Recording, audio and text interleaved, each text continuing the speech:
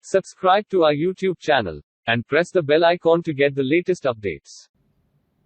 Hello friends, this is Vijay Bambani, and in this video I want to talk to you about a very critical aspect of the market, and I begin this video with a question.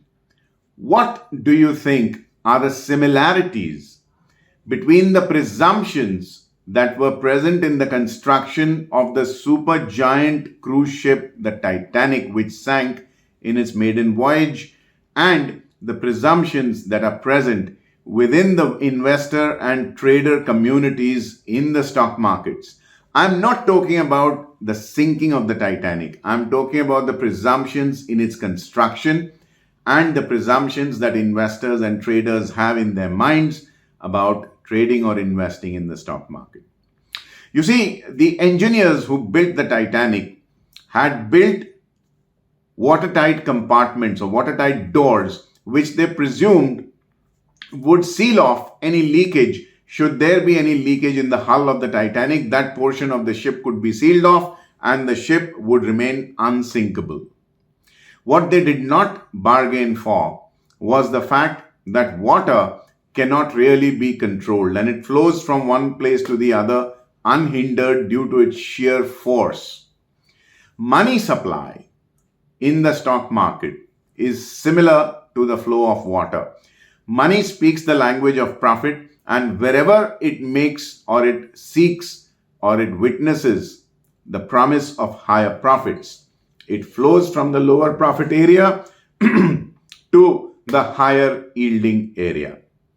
And the presumption that investors make, like the engineers of the Titanic, is that asset classes are compartmentalized just like the ship was compartmentalized, and money that is allocated to commodities stays there, money allocated to equities, currencies, or bond markets stay in their respective asset classes.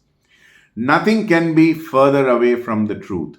Money, as I said, speaks the language of profit, and whenever it sees higher profits in one asset class, it will exit the low yielding asset class and go into the higher yielding asset class.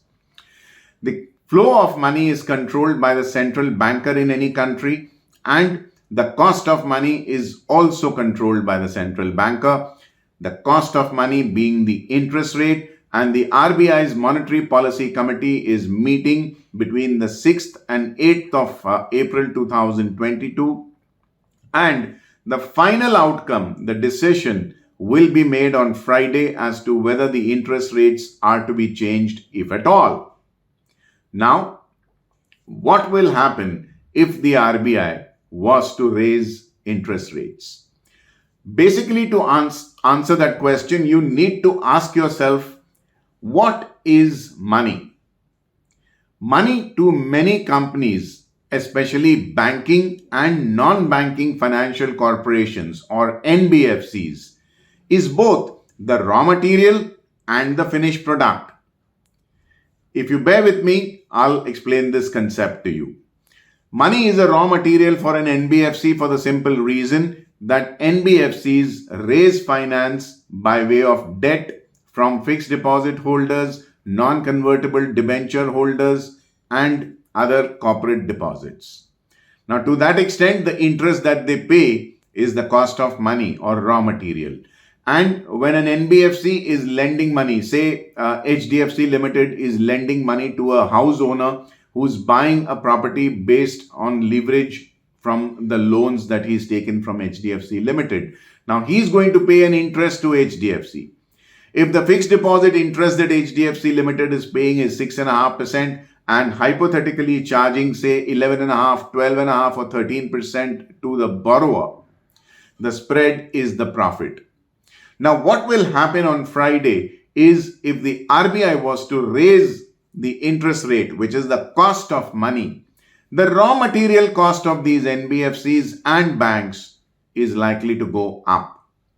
Now, either they raise the finished product cost, which is the cost of interest that they charge to the borrower, and then pass on the entire increase to the borrower, which could be possible. But then there they risk the number of loans that they will disburse or give out might fall because the EMIs might rise and it could deter people from taking fresh loans, which is why NBFCs do not like interest rates going up because their raw material costs go up. If at all, the RBI raises interest rates by 10 to 15 or maybe even 20 basis points, up to even 25 basis points, the difference to NBFC stocks might be minimal because the markets, as we saw in my earlier video, in December when NBFCs like HDFC Limited, Bajaj Finance, and even banks like HDFC Bank, SBI, etc. started raising interest rates by marginal 10 basis points. Some of these guys raised the interest rate once, some raised twice. It was very small in magnitude, but the cost of funds definitely went up. So if it is up to 15 to 25 basis points, I think the markets might just shrug it off. If the interest rate rises by more than 25 basis points, in my opinion, as a trader, as a very short-term trader, I would try to capitalize on an opportunity on the short side on the NBFC stocks, betting on the fact that in the near term there will be a knee-jerk reaction and the stock prices of these companies might fall temporarily and by a small magnitude. Do remember, I'm not giving a change in the outlook for the long-term portfolio investor. I'm talking of purely short-term traders who get in and get out in a flash in these trades. So you could be a swing trader who's taking a view of 1 or 2 days at the most, or might be an intraday trader who's taking an hour or two of a view as soon as the RBI announcement comes in. This is what will happen. On the other hand, if at all the interest rates are not raised, chances are that in anticipation or fearing an interest rate hike, the non-banking finance company stocks would have already been subdued a little and they could actually see a marginal uptick because the interest rates were not raised. So those fears or in-anticipated short selling would get squared up and the prices might go up a little bit.